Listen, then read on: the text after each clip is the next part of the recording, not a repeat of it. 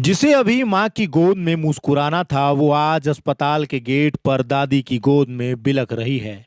20 दिन की मासूम का रोना आज पूरे शहर को रुला गया।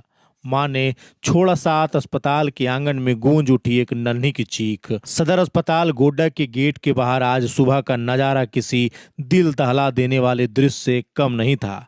एक बुजुर्ग महिला अपनी गोद में 20 दिन की बच्ची को थामे बैठी थी। आंखों में आंसू, चेहरे पर मातम और होठों से बस एक ही सवाल, अब इस नन्ही सी जान को कौन समझाएगा कि उसकी माँ क्यों नहीं लौटी। वो बच्ची रोती रही, लेकिन माँ की गोद में लौटने के लिए नहीं, बल्कि उस गोद को ढूंढने के लिए जो अब कभी नहीं मिलेगी।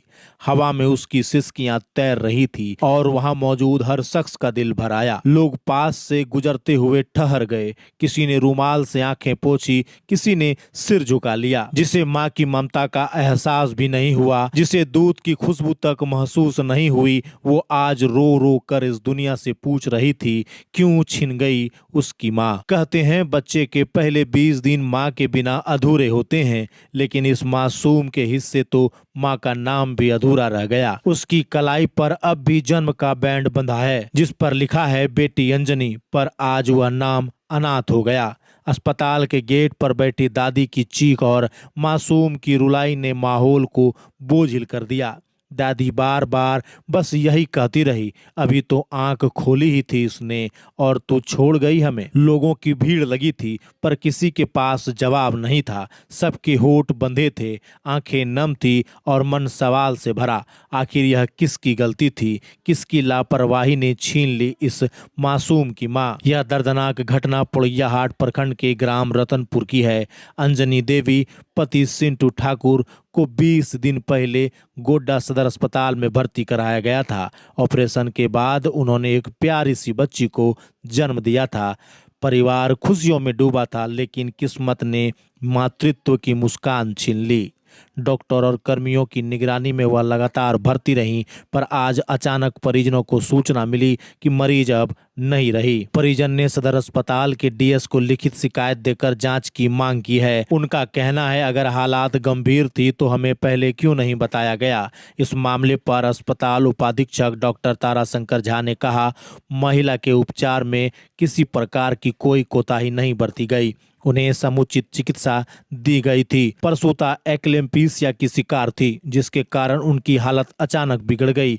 इसमें किसी की लापरवाही नहीं। अब यह सवाल हवा में तैर रहा है, किसकी गलती थी, किस्मत की या किसी की चुप्पी की? क्योंकि वो बच्ची अभी भी रो रही है। उसके रोने में माँ की कमी है और इस समाज की संवेदनहीनता की गूंज भी। कौन है आप उसका? हम हस्बैंड है। हस्बैंड है। क्या नाम हुआ आपका? सिंटू कुमार ठाकुर। पत्नी का क्या नाम है? अंजनी कुमारी। क्या हुआ था? घटना बताइए शुरू से। घटना 24 तारीख को सीजर हुआ था। 24 सितंबर को। हाँ, उसके बाद उसका सिलाई कटने का टाइम था 2 तारीख को। सिलाई कटा तो बोला घाव नहीं सुखाए, जो अभी 2 दिन रुको। 2 दिन रुके, उसके बाद बोला अभी भी नहीं ठीक हुआ है, ड्रेसिंग करवाते रहो। तो सुबह शाम सुई दे रहा है, पर घाव छूट रहा है कि नहीं छूट रहा है कोई देखने वाला नहीं है। सिर्फ सुई दे रहा है सुबह शाम। उसके सिलाई बढ़िया से नहीं किया था।